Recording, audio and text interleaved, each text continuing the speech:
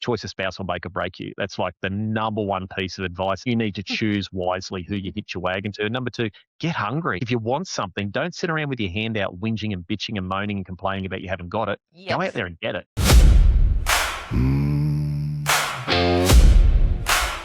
Welcome to hard ground.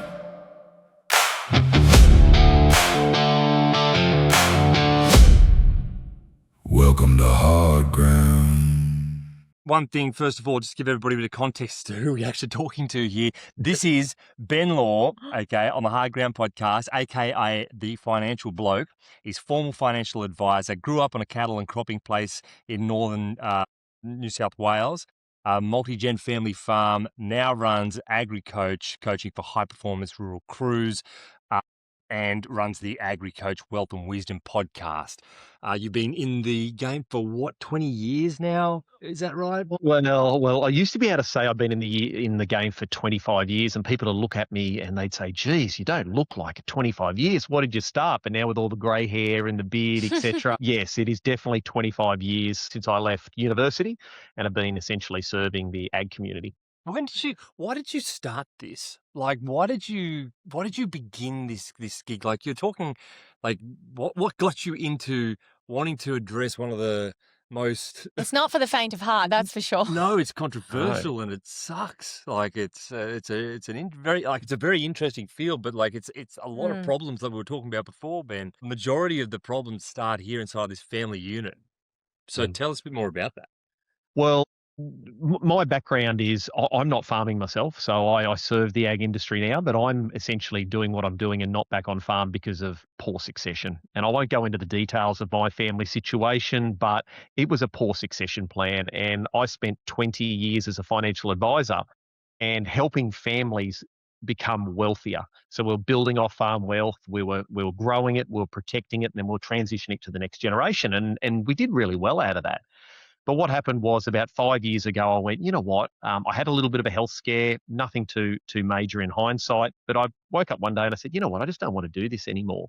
And so I left the industry, sold my business, retired from financial advice, and took a year off. And drove my wife, I think, it was right in the early stages of COVID. And then I basically sat down and thought, well, how can I help the industry? What could I actually do now? Because I don't want to be a financial advisor anymore. And that was where the Financial Bloke started. And I just thought, you know what? Education seems to be the gap for most farming families. If they knew more about what they need to do, they would do better. And that's where I got to with the Financial Bloke. And then a family actually came along and that I knew up in central Queensland. And they said, you know, we've got a good, solid business, but we're stuck. We've got the next generation starting to come home, and we didn't have the greatest succession plan with our family. It wasn't awful, but it wasn't great, and we don't want to stuff this up. Can you find someone to help us, Ben? Because, you know, lots of different people. And of course, I went looking for 2 or 3 weeks, and I spoke to so many people, and I couldn't find anyone that sort of helped families in this space. There were succession planners that would help at transition. So we get everyone in the room, you know, what do we want to see happen, etc. But there was no one actually helping guide families and prepare for it. And so I came home one day and I got because I'm very much a coach and a strategic person, and I got my flip chart out on the back veranda at our house, and I got my wife out, gave her a glass of wine, and I said, "Right, Sarah, this is my idea." And she goes, "What is it?" Because I've been thinking for, a couple of years. And she's like, "Okay, what are you going to do?" And I looked at her and I said, "I'm going to help farming families 5 to 10 years before succession get prepared so succession is a non-event." Wow. And she went quiet.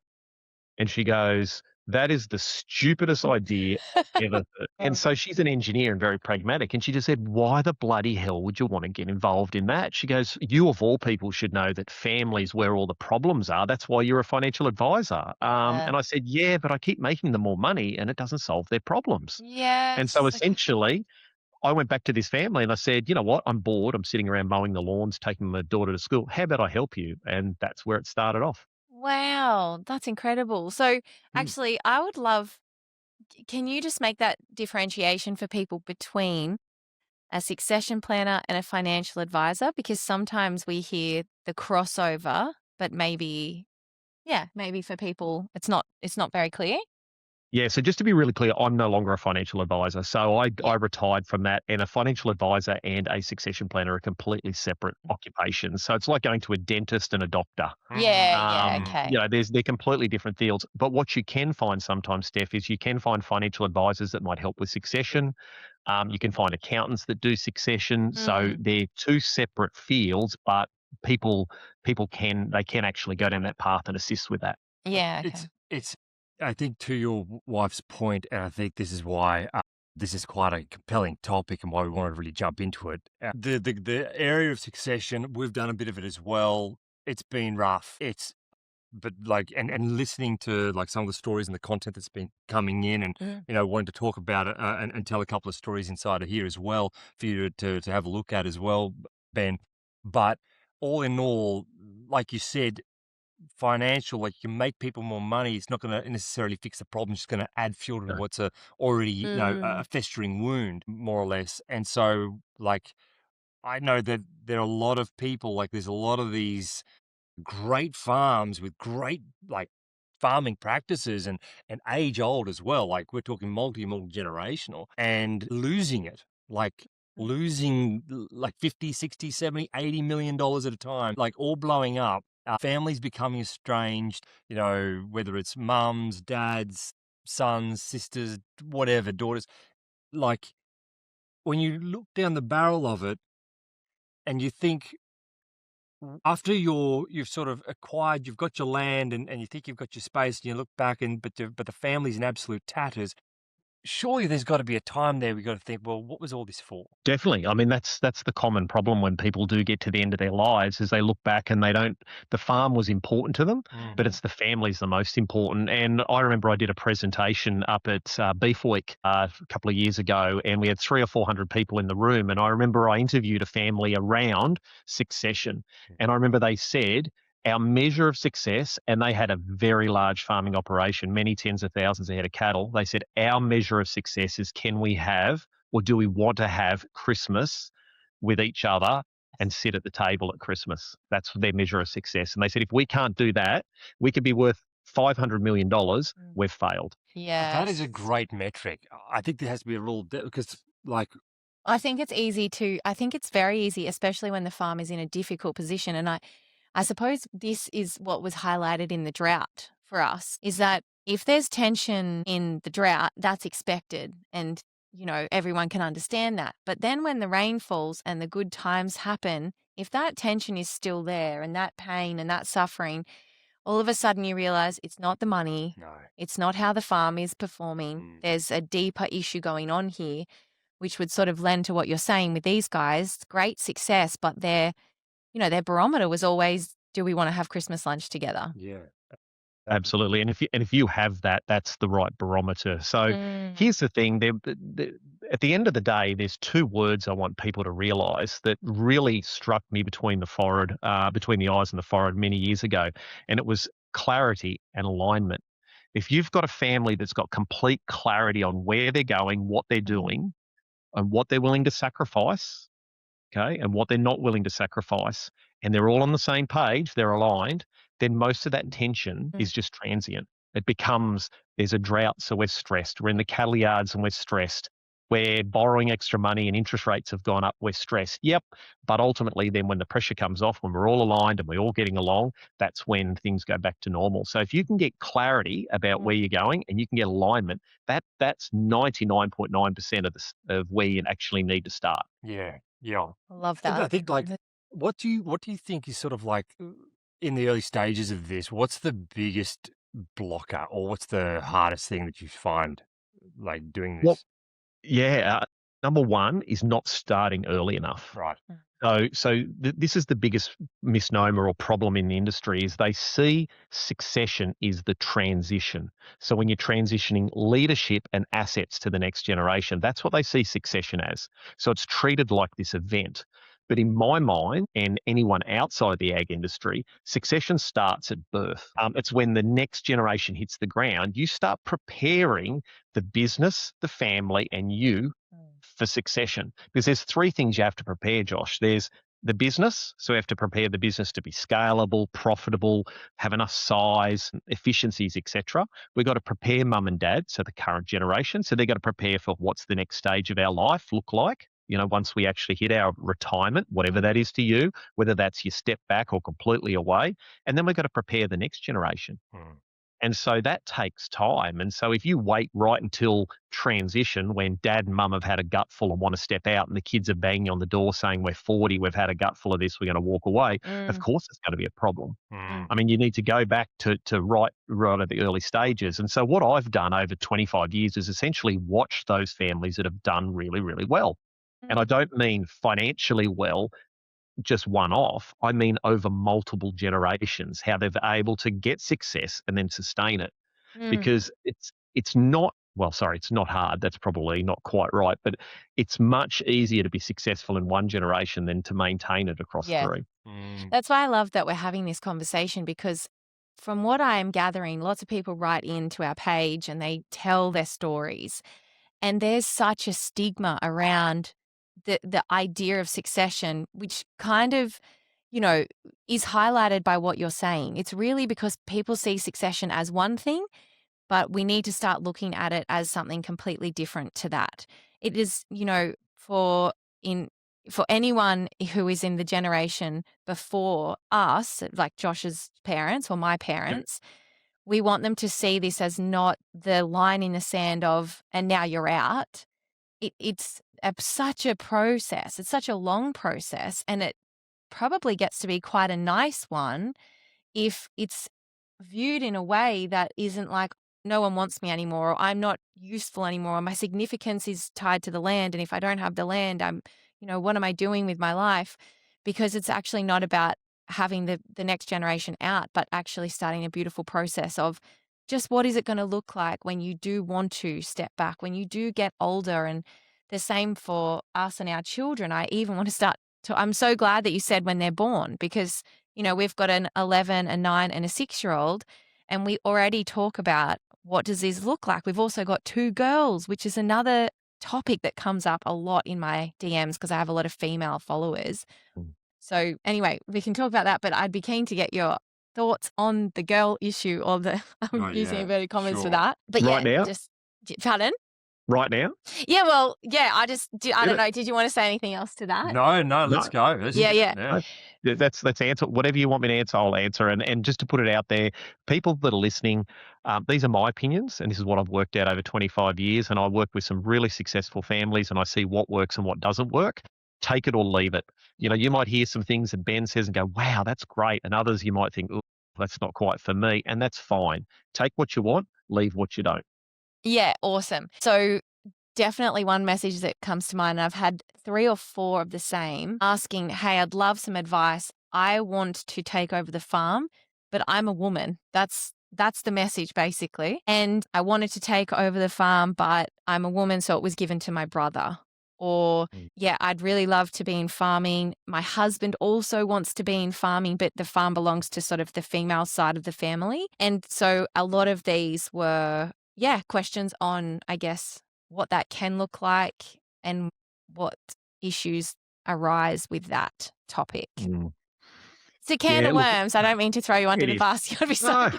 No, I love it. I've got a 9-year-old daughter who's driven and motivated. She's got a mum's brains and my smart mouth, and so I think all power.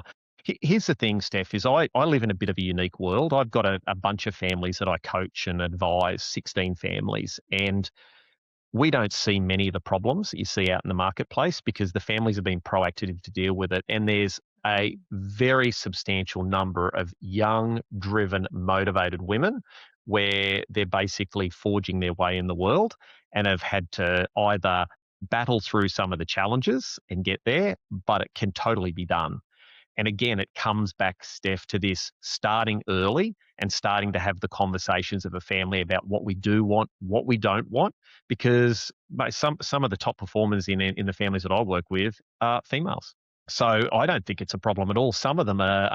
One of our largest families is it's come down on the female line. So She inherited the farm, husband's come along and married, and they've driven a really successful business. So it can totally happen. It just means sitting down as a family and having those conversations early about what we want, where we want to go, what does fair look like, what's reasonable.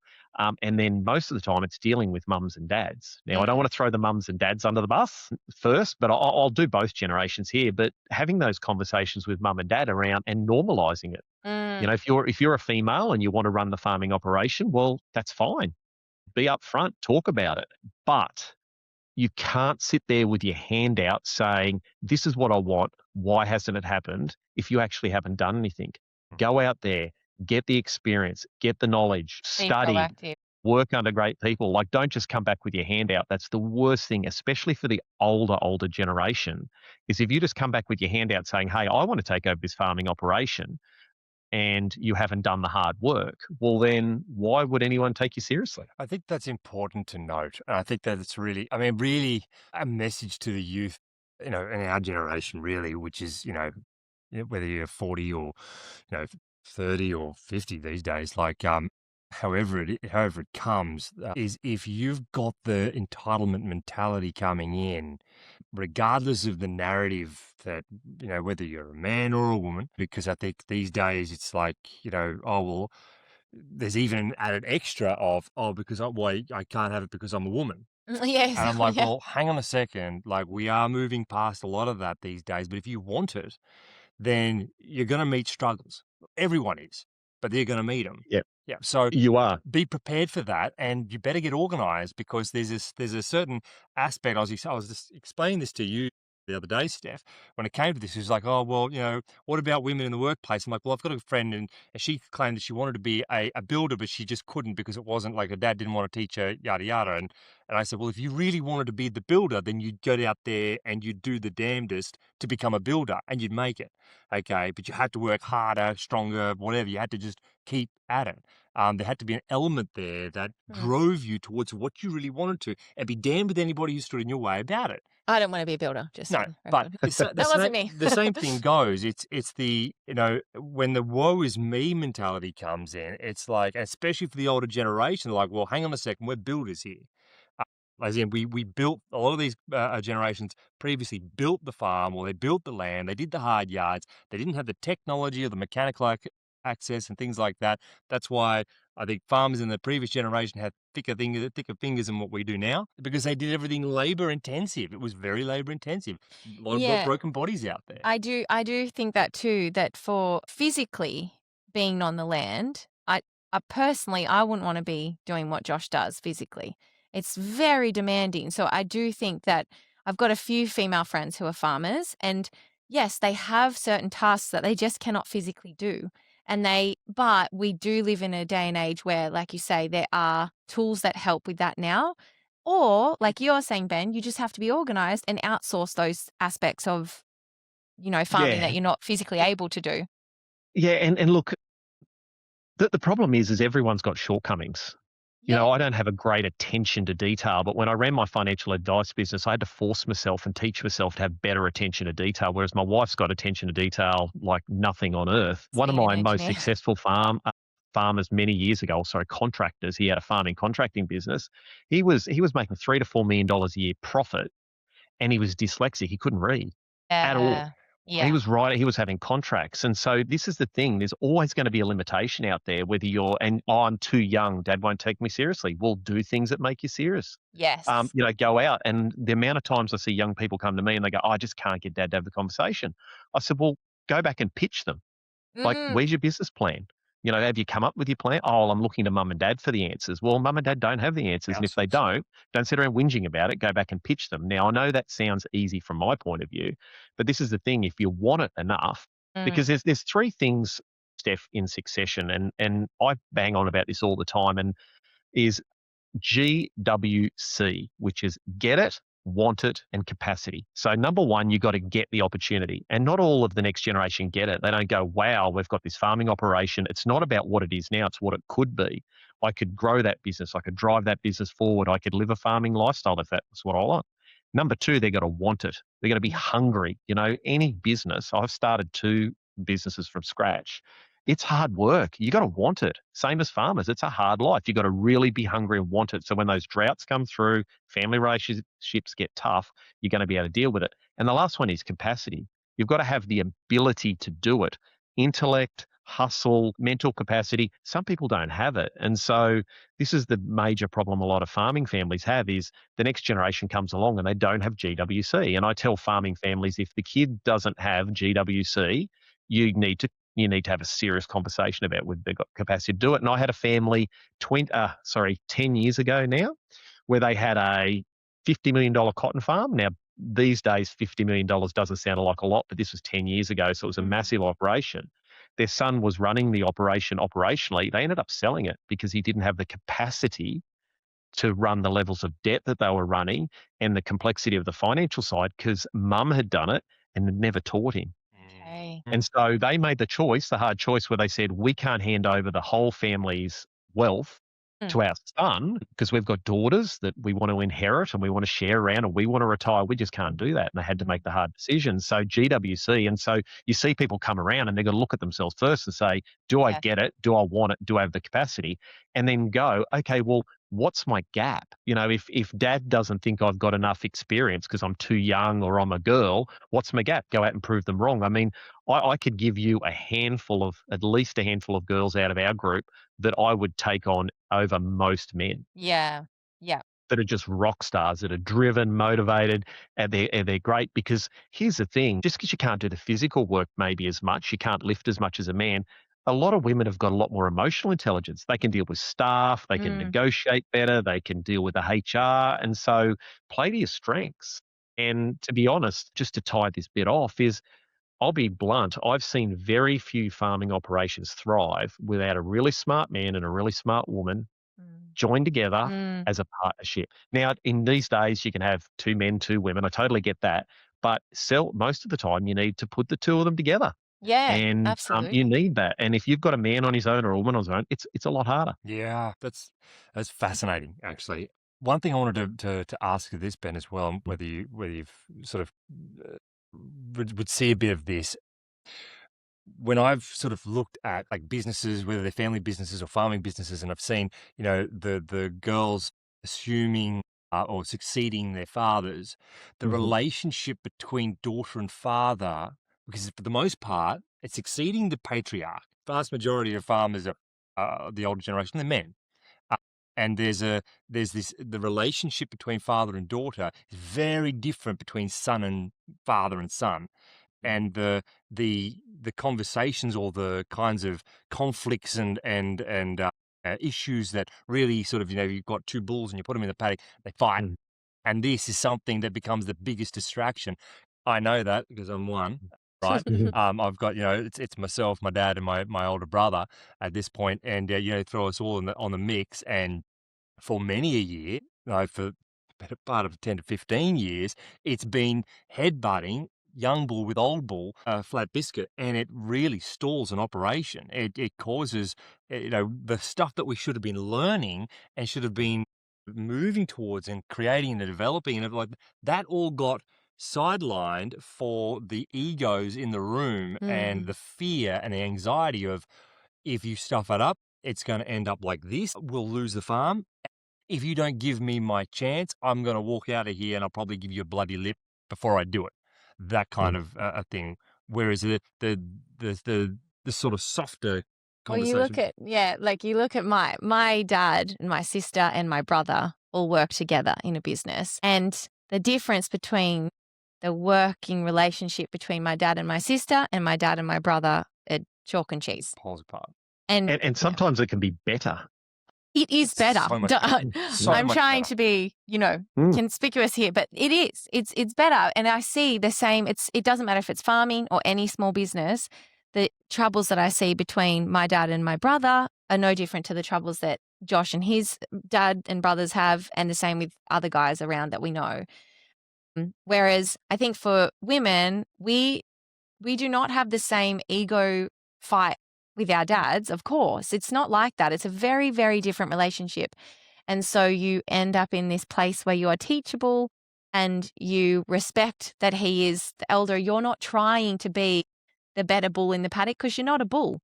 So it's a very different dynamic. Yeah, what do you see in that? Yeah. Like, have you seen that inside of your work, Ben? Yeah, totally.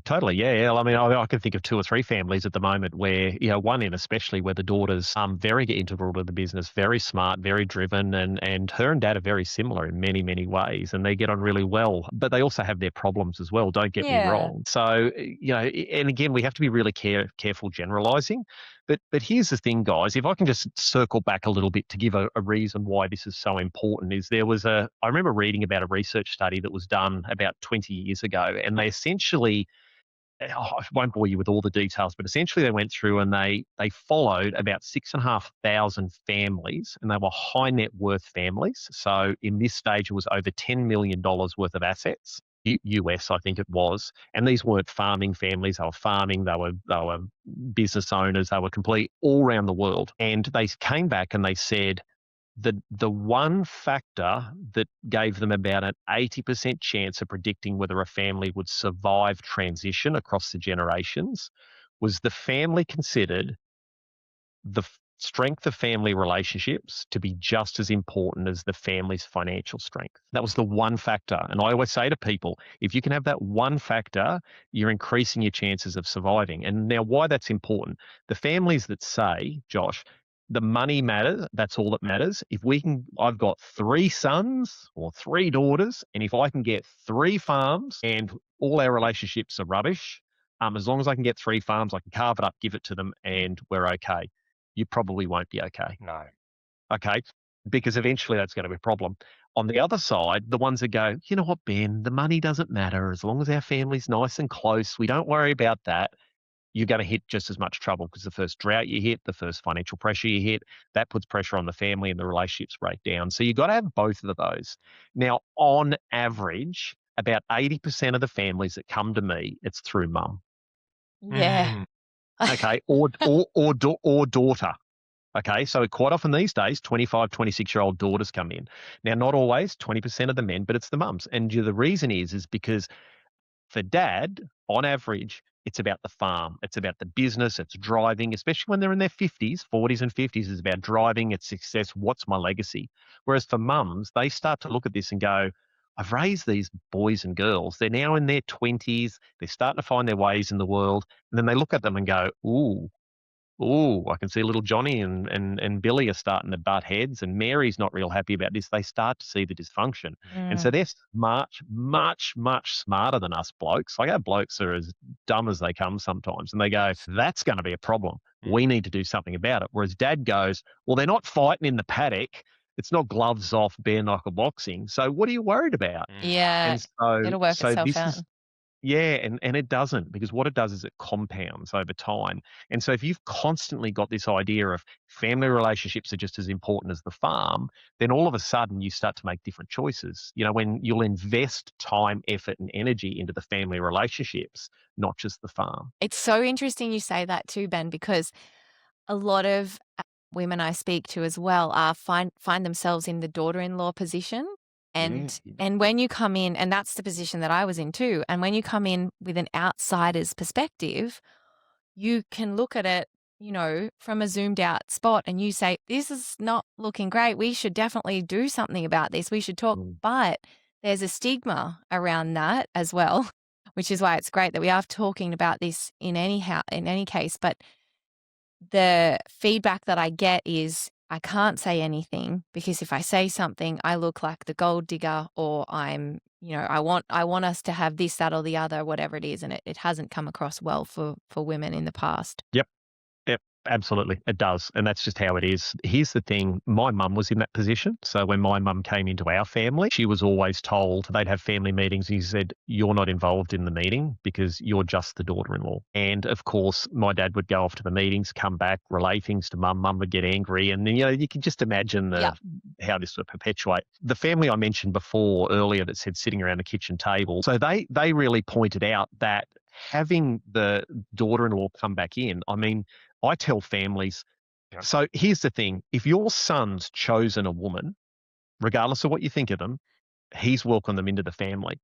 And so I strongly recommend the family should really be making huge effort to bring that daughter-in-law into the family and treat her like one of their own. Otherwise, this is going to cause you problems later on down the track. A step further back from that is my number one saying, which I hammer everyone I deal with, and also my nieces and nephews, is choice of spouse will make or break you. And so infusing in the next generation, hey guys, one day you're going to hitch your wagon to someone, make sure it's the right one, because your biggest happiness assessment factor in life is the choice of occupation and your choice of spouse. And so if your son or daughter's gone out and picked their other better half, you need to invite them back into the family, and you need to involve them in family meetings. I mean, once there's a commitment, like we're married, this person's in. And so exclude them at your peril. And so I totally get there's some issues sometimes. There's going to be that problem person that comes in, male or female, don't care who they are, that's going to cause some problems. But on average, bring them back in, because you've got a much easier path is welcoming someone in and building a relationship with them, so that when there are issues, you can fix them, versus alienating someone and keeping them on the outside and then later on having to deal with it, because you're avoiding short-term pain, but it's going to lead to long-term suffering. That's massive. I just think It is. And so what we did, so I can give you an example. Yeah. So I facilitate family meetings. So we have quarterly family meetings with them. We come in, and one of my families I work with, their son's recently had a girlfriend, been fairly serious for a while, and we had the conversation, when is she going to be brought into the family meetings? As a family, not mum and dad with him. It was the brother, the sister, the whole family. And we all said, well, they all said, when there's a commitment, when we've made a commitment.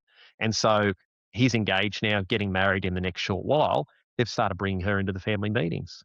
And it's been such a beautiful experience, because, she's a great girl, but she feels welcome. She feels so welcome. She sits there. She goes, we ask her opinion. What do you think? How does that go? You got any questions?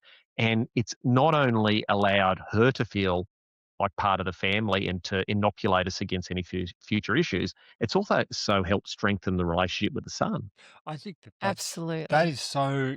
Just to stop there for a second, because there's a lot there to unpack. And we love this certain topic because it's so important, and it's something that we're seeing so many fractures in across the board, whether you're in farming or whatever.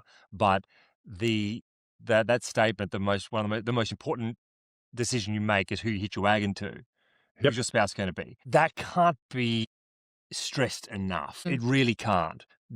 I think there's got to be a real, and like parents in our age have to start thinking about those conversations as to bringing the awareness of our children, so that when they actually find somebody, that is done as best as possible. Because it's not just going to be them that will be impacted. No. It will be everybody that will be impacted.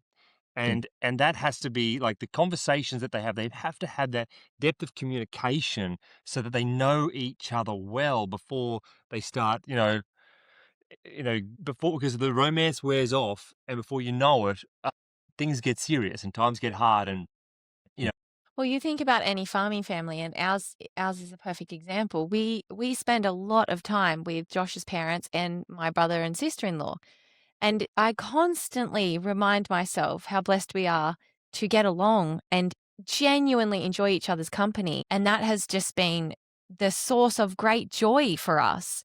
And I know many, many friends who, barely see their in-laws, and they do under great duress. So, I mean, if they're going to be gossiping and creating chaos or dissent or anything like that, I mean, there's got to be a mark of character in there that you really want to keep an eye on when approaching this, because there's a legacy associated with this that's under can be under a lot of pressure. but to your point before, Ben, as well, I think there's a fear from, and I'm generalizing absolutely, but there's a fear from the generation prior that if the in-laws are let at the table, whether they're male or female, but it tends to seem to be like at the moment, there's a lot of females in our circle anyway, lots of girls who have married into farming. And the fear of letting them be at the table is that, what if they disrupt things? What if they put their opinion in there? But you make such a valid point in,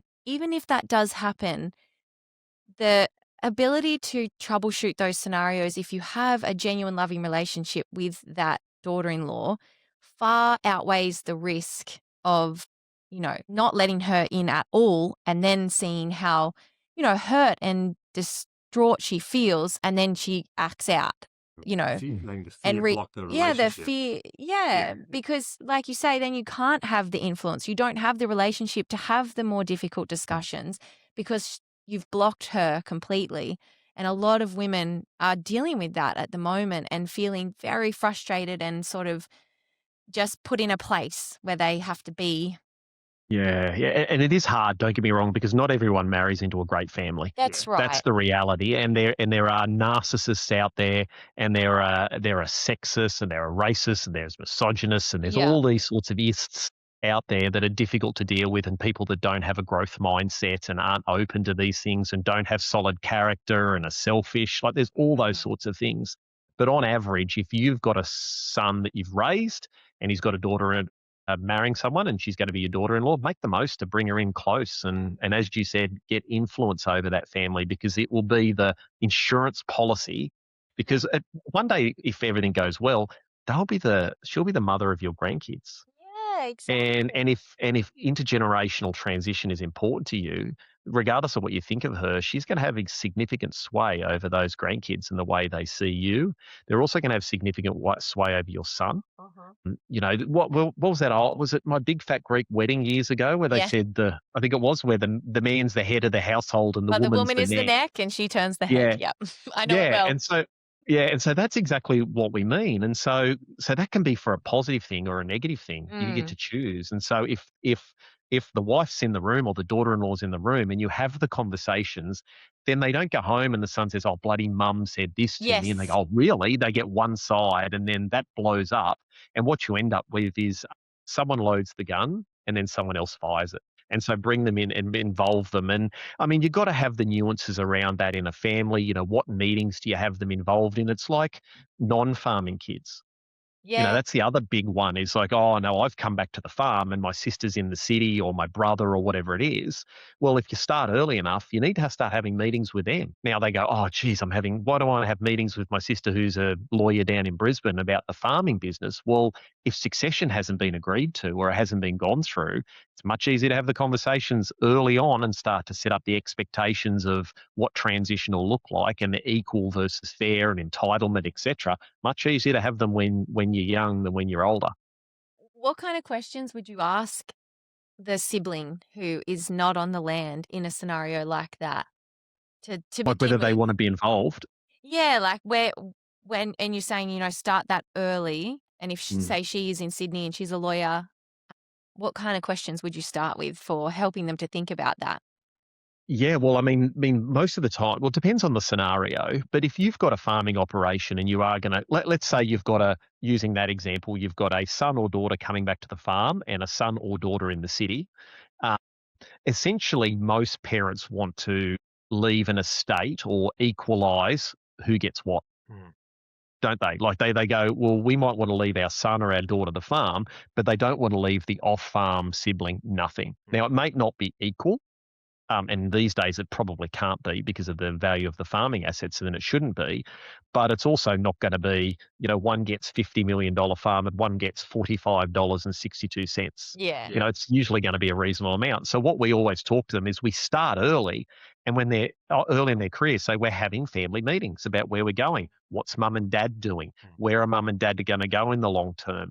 What's the future look like for you? And give them the opportunity. Do you want to be involved back in the farming business? Mm. Okay. And they go, "Well, yeah, I do. I do, because I see this $50 million asset here, and, I'm in the city and I want to get some of that." And they go, "Okay, what are you willing to do? How much debt are you willing to take on?" "What do you mean I've got to take on debt?" I said, "Well, if you inherit part of the farm, you've got to take on the debt. Would you like 10, 12 million worth of debt? Mm. What do you mean? Or what are you willing to do?" Now, a great example of this, Steph, was one of the families that I work with, and I interviewed the son recently, Barmount Feedlot up in central Queensland, and their son, Andrew Connigan, if anyone wants to listen to it, it's a cracker of an episode. He was actually not on farm. So they have a feedlot. He was living in Melbourne as an IT guy. So he studied IT and was working as a project manager in IT. And we talked to him and he's like, "Yeah, I do want to be involved in the farming business." Wow. And it's like, "Oh, when are you gonna come back to the farm?" He said, "Well, my brother and sister are on the farm, but I don't wanna come back and live in the bush. Like, I wanna live in Melbourne." We're like, "Oh, okay, so how's that gonna work?" And he's took over administration, HR on a part-time basis, financial controlling, budgets, audits, commodities trading. He started to take on all this role, and his role went from a couple of days a week to all of a sudden full-time.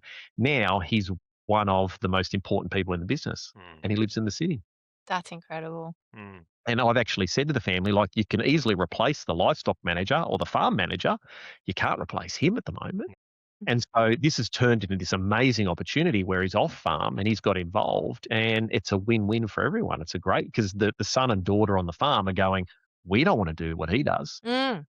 That's right. We're not interested. We don't want to do with any of that sort of Yeah. stuff. And so it's turned out beautifully. So there's multiple ways to skin that cat. And also too is it helps with any entitlement mentality that, well, I'm not willing to do any of the work, or I'm not willing to be involved or take any responsibility, but have my hand out. It's like, well, we inoculate that early. We have that conversation early around fair versus equal. So then 10, 15 years down the track, when mum and dad do transition or fall off the perch, nobody's sitting around going, I didn't know.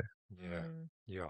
It's a real rejig of the traditional stories or stories we sort of have implanted in our own idea of what it Mm. ought to or should or has to look like in Mm. order for it to actually work.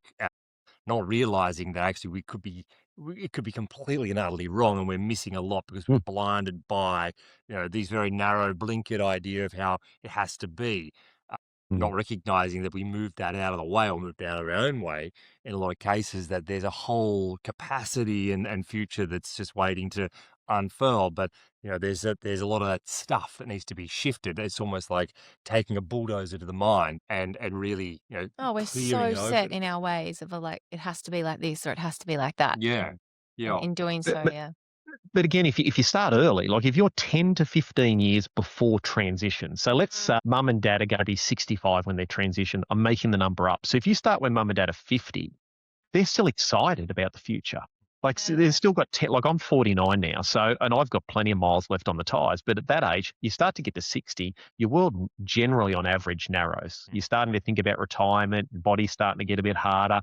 And if you start talking to your kids when they're, say, 25, Mm. that's the most exciting time in their life. They don't hate you yet. They're not arguing with you yet. I love how you They're say really yet. I don't malleable. hate you It's yet. true. That's true. They haven't usually got long-term relationships where there's Yes. unhappiness about relationships between their brother or their sister or entitlement. The ones in the city are working. You start then, it's exciting. And that's what I said to my wife when she said, that's the stupidest idea I've ever heard. I said, well, why don't we not deal with that? And let's go upstream and go back to when it's fun. And so the conversations we have now, we touch on all the icky, horrible, disgusting, fair versus equal, responsibility, entitlement, transition, dad having to step back, take a step back. We talk about all those things now, and it's not a problem. It's just like a factual thing. Whereas 5 to 10 years from now, that's when it gets icky. Because if you're talking with a 35-year-old about, hey, this is a bit entitled. Like, what do you mean? I'm not entitled. Or you talk to dad about, time to step out, old fella, at 60, 65, he's like, oh, you throwing me on the scrap heap. Whereas at 50, they're going, oh, well, I don't really want to be thrown on the scrap heap. So how do I change my role so that when Mm. I get to 60, 65, I'm still of value to myself and to everyone else? So the conversations are so much easier. Sorry, just before I go in, Josh, it's like a prenup. Mm. Now, you think about a prenup. A lawyer said to me once, they said, it is so much easier to get a prenup or an agreement in place when you love each other than when Yeah. you're getting divorced and hate each other. And that's my philosophy is when everyone likes each other and gets along, why wouldn't you have all these conversations when it's not a problem? And then you practice that. So when you do get to the tough times, you've had all the conversations. And when it does get heated or get hot or get difficult, it's just part of the process. Yeah. Ah, Yeah. it's so true. What were you going to say? Sorry. It was just along the lines of what you were sort of speaking on there. Like when we sort of look at this generation that's coming up, and like what we're sort of seeing is that you've got these generations, and this is quite common, where the men are getting into their 40s and 50s. Yes. Dad's still the one that's rolling the charge, not wanting to let go of the reins, and because like to be honest, there's an ocean of pain here in Mm. in a big sense. There's a whole lot of stories, and we're talking about people that are very set in their ways, They've been through a lot. So the idea of mortality or letting go or whatever is letting go of their certainty of life and their certainty of being useful and their certainty of all these other things. So there's a lot of terror, for lack of a better word, associated with Identity. identity, everything. They're very they're not ready to let that go ever. And these young men have they're either waiting patiently or they feel like they are basically their brains are melting because they're not able to step up and then go for it for whatever reason, whether it's mistrust from the from the older generation or just not prepared to let this go. And so what we have is these men in their late 50s or mid 50s, and then they're getting a crack at the reins of the operation, only to discover that really they need to be starting to hand it over to the younger Yes, generation. themselves. What about that man the other day? His grandmother was in her 90s and she was still calling the shots on his dad and his uncle. And the dad and the uncle were like, you guys get out. Like, don't be part of the farm. You don't want to be like we are. We're stuck. And yeah, they still had like the 90-year-old grandmother looking over their shoulder for groceries. And this is like the 60-year-olds getting still. There's horror stories associated with, like, just as a little bit of a insight into the like if you don't the actual pain of this. Yeah. Because this is the thing, if we don't speak into the pain a bit, like there's got to be a wake up call in some, and sort of why we want to talk about this on hard ground is, hey guys, need to wake up. Like, this has to happen, because if you're not looking at this, at least for your children and for your thing, like you're saying, Ben, when it comes to, like, all right, that ship sailed, where do we look to next? Because we need to work with fresh ground here. Like these older men, or this like your generation, my generation, that are now just starting to get it. Please start looking at what this legacy or what the future is going to hold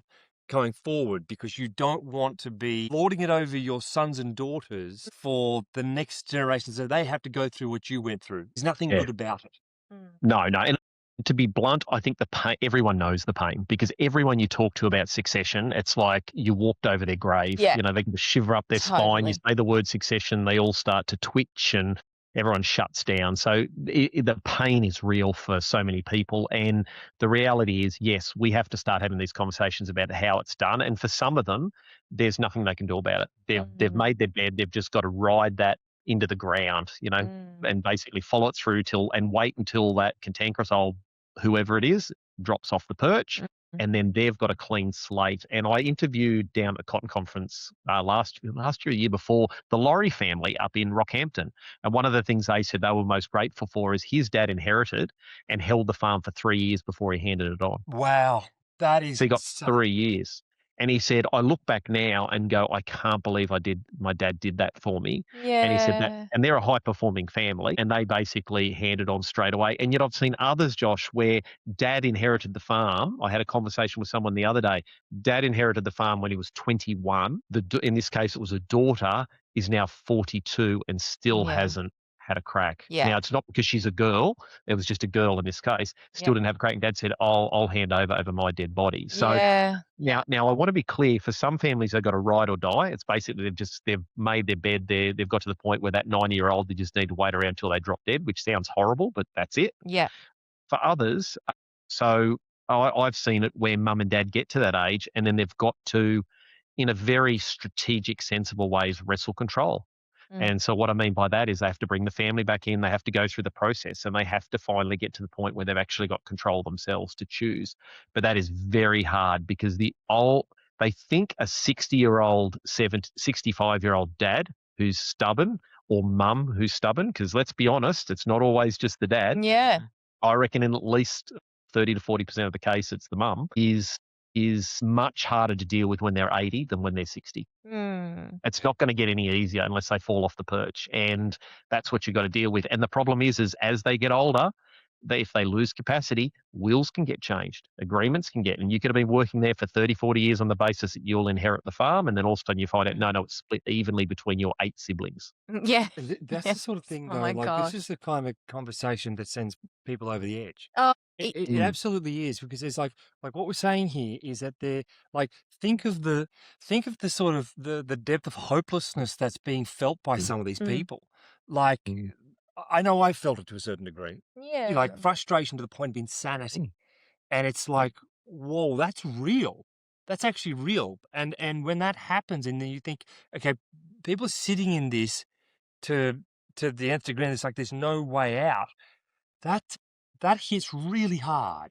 Yeah, I mean, I Well, had this. there is always a way out. Mm. Just to be clear, there is always a way out. Go on, Steph, sorry. Yes, well, actually, I want you to follow this up with that way out, because this is very serious.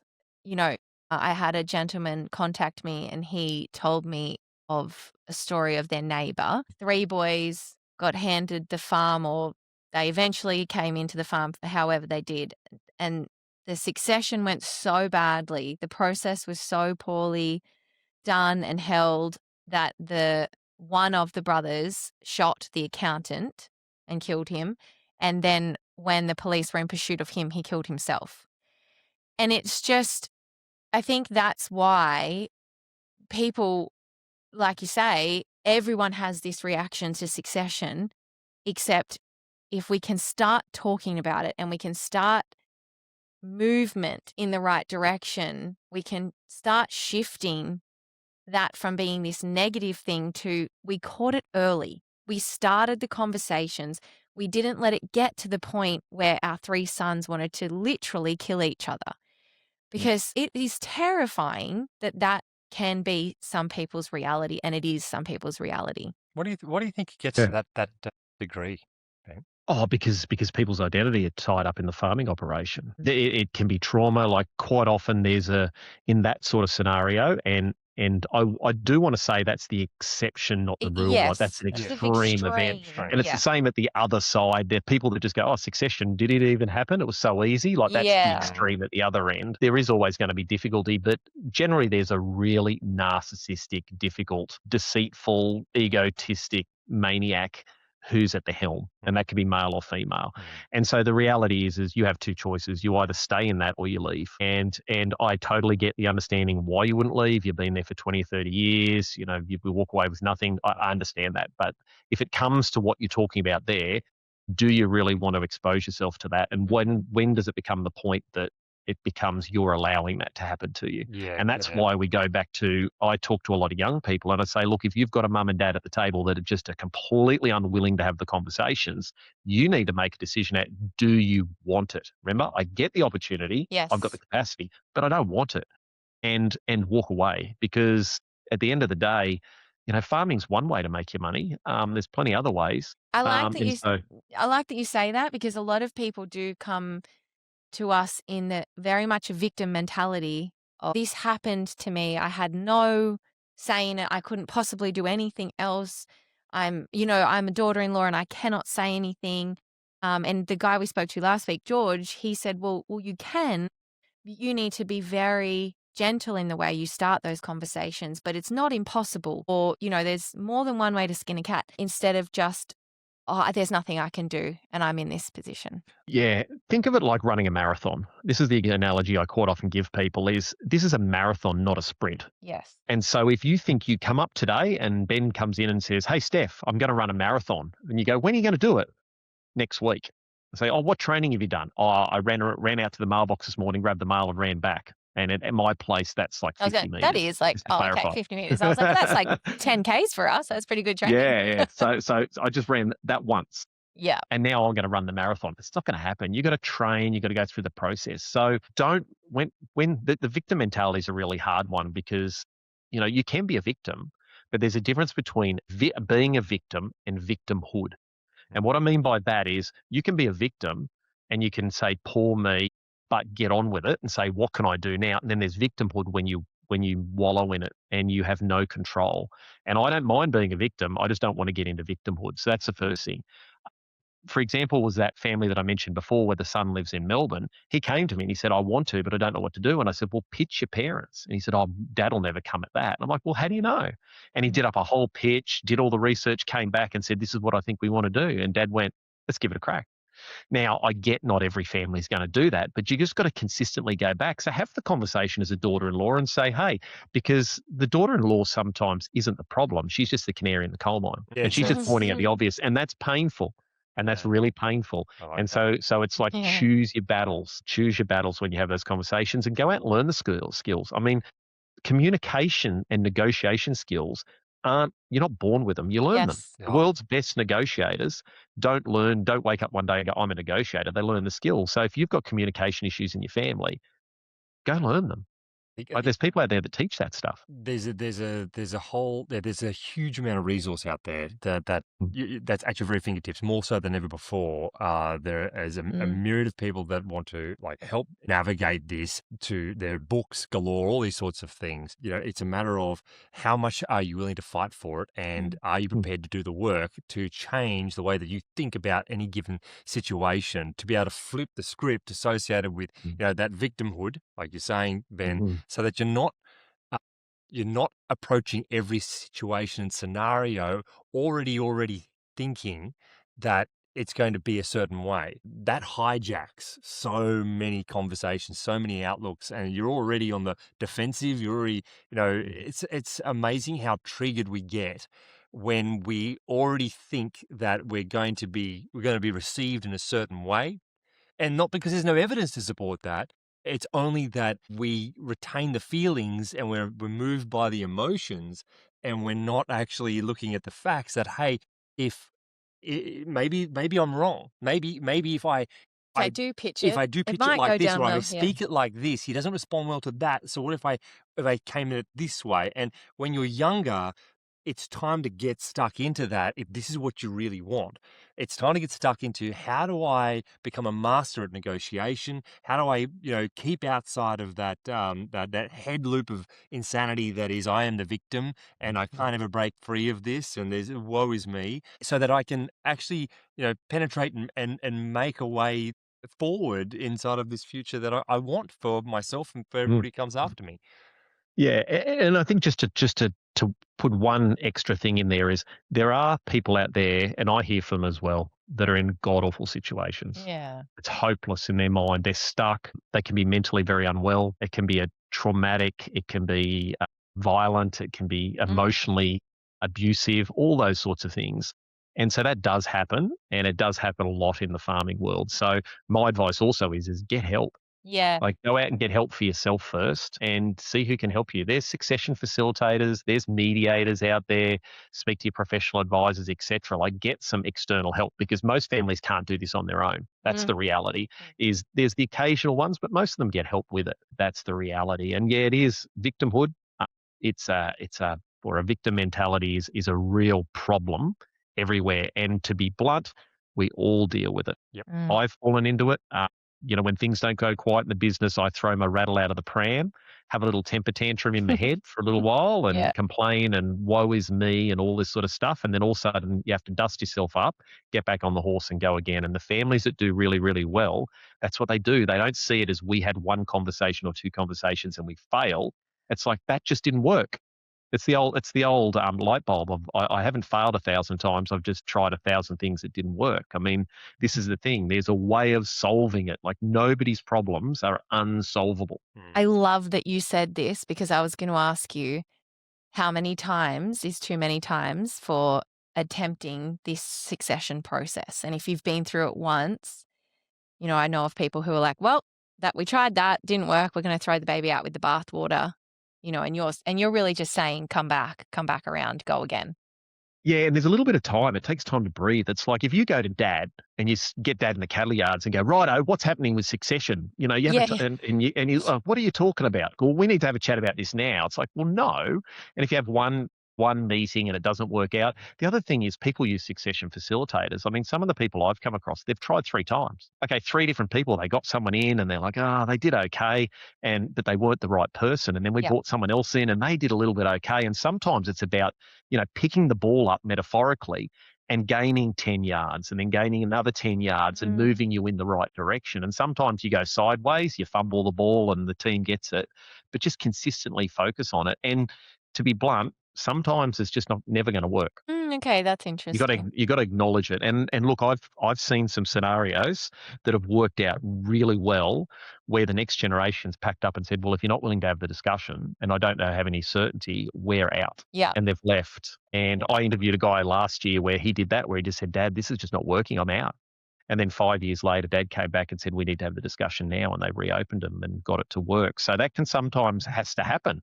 And it's the Yeah. same with parents. If parents get the next generation and they're not stepping up to the plate to be able to go, "Hey guys, you're just not at that point yet. We can't give you that leadership role," and being honest with each other.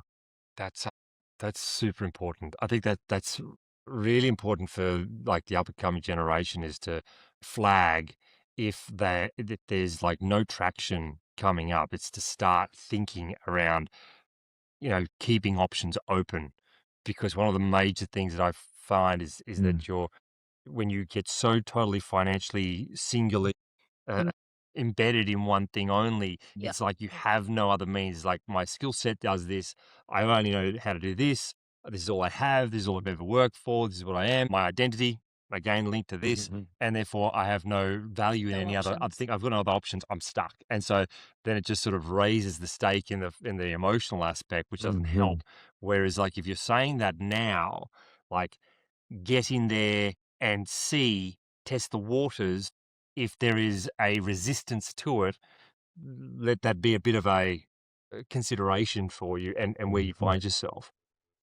Yeah, yeah. And look, I totally understand all that, but you've always got options. This is the thing. Like, even if you walk away at 35 and say, "I've got nothing, I've tied everything up in the farm, I've achieved nothing over those 35 years," you're 35. You got another Mm. 35 years of your life left. I mean, I literally walked away from a very lucrative, very successful financial advice career. And if I'd have stayed there, I could have made, I made good money and built a big business, but it would have been easy. I could have rinse, wash, and repeat, but I closed it down. I sold it. I invested the money wisely, and then I cancelled my license. So I burnt the bridges behind me. And I said, "I'm not going to be a financial advisor anymore." And I had to learn podcasting at 42, podcasting, coaching, working with families, designing systems and processes and trying to design and start a whole new career. I mean, you can do it and you can be successful. You're not a tree. You're not rooted where you are. Get out there and do it. Blockwood. Yeah, don't Like, believe get out the there and do lie. it. You can. Now that's up to you. You've got to have that right mindset. But firstly, lead on the farm. If you don't have a leader on the farm, if mum and dad won't take the leadership position, you take the leadership position and you drive it forward. You come in with the solutions, you pitch, you put the pressure on, you bring the financial advisor or the banker or the lawyer in or the succession facilitator, bring the people in, get it started and drive that through. And if you can't get a resolution, because ultimately in life, someone said this to me a while ago. They said, "Ben, everything in life is hard. You've just got to Choose choose your your own hard. hard." Yep. And it's the same. You look at the farm and you go, like, I could have gone back to our family farm and I looked at it and I went, it just doesn't add up to me with the succession issues and what was involved there. And I go, I just don't want to choose that hard. And the other path I took was harder in Yeah. many ways. But you choose it. And so you get to choose it. And so this is where 5 years down the track, 10 years down the track, you're complaining about where you're at. Well, that's your hard. That's the one you've chosen. And if you don't like it, choose a different path. And you could do it. I mean, how many people have started businesses, I don't have any skills. Well, I call BS on that Yeah. because you manage people. You can get a job in a corporate farming operation. You can go work in the mines. Most farmers know how to fix machinery, drive machinery, start an earth moving business, start a Mhm. contracting business. Mhm. Like, there's many things you could possibly take those skills Oh, and do. You it's just got to really think it's differently. like getting over that lie inside of the mind that there's nothing else there for you. If you're motivated enough, you've got an ethic to work. If all you need Mm, really is a will to work, Well, is the it's will to have a yeah. go. also this thing which is so beautiful about farmers, but it's also maybe something that really is their ball and chain, is their identity as a farmer. Mm. My identity as a financial advisor, like I was good at it, Steph. Like I literally the year before I decided to sell, I actually went to the Financial Advice Awards. There was 1,500 people in the room, and I won the top gong. And I stood up in Yeah. front of everyone. I got the award and the certificate. It Yeah. was the Financial Advisor of the Year. I won all that. I walked away from that. My identity was completely stripped away when I left. And I remember I struggled for the first year. People would say, Ben, what do you do? I'm no longer Ben, this successful financial advisor. I'm Ben Law, the lawnmower at home, and I drop my daughter off at school. And they Yeah. said, "What do you do?" And I'm like, "Oh, I don't do anything." Yeah. So I get that identity's tied up, but you can change that. Yeah, I mean, it's the same. It's actually the same when you become a mum. It's a funny thing, but I Mm, was a mm, teacher and then I decided that I was going to stop teaching to be a stay-at-home mum.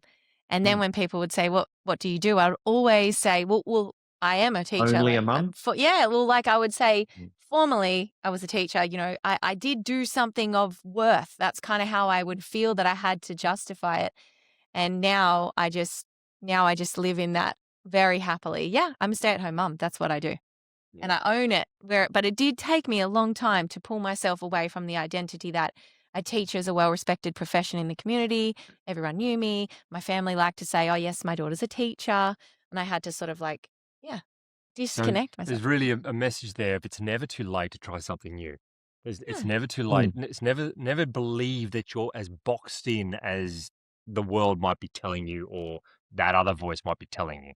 Yeah, so that's true to both. It's true to if you want to leave and go do something else, absolutely, but also within the family. It's never too late to start. Yeah, get the right person in. Sometimes, like I had a family 2 years ago where mum and dad were 85, and within 2 years, or 18 months, the next generation's now got full control of the operation at 50. And they said, Mm. we never thought that would happen until mum and dad died. It happened. Yeah. Mm. So Yeah. so so it's never too late to try. And those are the people out there that I'm 40. Well, start the conversations, get people in. If it doesn't work, try again. And there's literally a process you can follow. Like there's a process that people need to follow. They just need to follow it, and the results will come. Yes, 100%. I love it. Ben, this has been like such a rich conversation. And there's a whole landscape that we can keep going down into. However, I think that we do have to like bring it to a bit of a point here. So I'd just ask, like, if there was one message that you could leave the listeners here today from both the younger and the older generation. So a message for the older and a message for the younger, what would they be? Well, to the younger generation, which I love working with the younger generation, I've got within our group of families, we've got 50 of the next generation come into the room twice a year. So we do events and we have mums and dads and we have the kids. So we have 50 of these next gen from 16 to 32. And my advice to all of them, firstly, there's two pieces. One, choice of spouse will make or break you. That's like the number one piece of advice. It sounds stupid from the financial bloke, but you need to choose wisely who you hitch your wagon to. Number two, get hungry. Like if you want something, don't sit around with your hand out whinging and bitching and moaning and complaining about you haven't got it. Go Yep. out there and get it. Okay. Love And that comes to succession, it comes to the farm, it comes to your role. If you don't have the role in the family business that you think you want, go out and get the experience and skills so that you're a no-brainer. If you're not selling the right number of bulls that you want to sell a year, the family isn't. Go out there and sell them. Learn the skills. Like get some hustle in you and drive. Nobody's going to come and rescue you. And to the older generation, is I usually sit them down and usually say, remember when you were 20, 25, dealing with your mum and dad, and start early. Start having the conversations with your kids. Now, I would say the best time is when they're first born. You start that process. But if you're not, start having those conversations around where the family's going and involve them in the decision making, because your kids are going to come to you and say, hey, mum, dad, what's happening when it comes to succession or what's happening with the future? Bring them involved and use them to problem solve. I mean, you educated them. A lot are sent off to boarding school. They're sent to university. They're smart, driven young people. Why wouldn't you use those brains? Bring them along on the journey. And if you start early and make the decisions as a family, it's going to make it so much easier because you don't have to have all the answers, and start them off and then bring the right people in. Like we have family advisory boards, quarterly family meetings, training, building their technical knowledge. Like all those things need to be happening at the same time. And so treat this as your most valuable asset, because at the end of the day, most people say the family's the most important thing, but then act like the farm is the only thing worth saving. And so we've got to Yes. flip that script and go, okay, what do we need to do to strengthen those family relationships, bring them along? Because the farm, as much as I'll get crucified for this, a farm's just a farm. You can replace that, but you can't replace your family. Amen. That's right. It's the That's F word in business is not farm. The F word in business is family, right? Yeah. yeah, and functional families. Yes. Functional families. Yeah, absolutely. Now, one more thing, Ben, because if we start having these we have had this conversation and we will obviously share a lot of clips from this. And I'd just love you to clarify with people that you are or are not taking on any more clients, because my messages will be inundated with, how can I work with this guy? So just at the moment, we are full. I don't have any extra capacity. We get a lot of calls to help out, but we take Yeah. 1 or 2 families on a year when we get capacity. So what happens is there's only so much of Ben. Yes. We have a program we follow through. So what we do is we have times where we can take people on, and then times when we're full. And the reason I do that is because the ones that we work with, Steph, we want to make sure we get a bloody good result, and that takes resources. Yeah. So I've limited how many people I can deal with, so my family stays strong. Yeah. Turns out Ben is not good Ben. Not a good Ben. And also we want to get a good result. So Awesome. We have capacity from time to time. Yeah. Thank you. That's a great clarification. Appreciate it. Need a like an online course. A Ben pack. Yeah. Financial Bloke program course, automated or semi-automated. Putting it out there. So just, have we got 2 seconds for We this? have all the Yeah, time, okay. but whatever you want. So there's 4 phases when it comes to succession. Okay, there's 4 phases, and this might get a little bit technical, but I'll do it really quickly. The first one is clarity and alignment. That's where you work out what are you going to do in the future and how do you get all on the same page. And then stage 2 is structures and roles. So then there's a family, you sit down and say, what's our corporate governance? How are we structuring things, etc. And then what roles are we going to do? And then the third phase is essentially preparation. So how do we transition judgment and responsibility to the next generation? And then the last phase 4, is transition, and that's leadership and assets. And so for some families, that can happen over 1 or 2 years. Some it can take a whole lifetime. Yeah. Okay, but that's the 4. And essentially, if you're stuck, you always have to go back to clarity and alignment. Okay, so if you've got all the way along and then you're stuck, you go back to clarity and alignment. Are we all on the same page? Where are we going? What we're doing? And so that's basically where we start every single time. And so we do what we call roadmap workshops, which is essentially where we get families in a room. We do it with we used to do one-on-one with families, but we do a group one now. And last year I did 4, and we sold all of those out, and we have 1 this year, and that's going to be in August. Is it sold out yet? Whereabouts?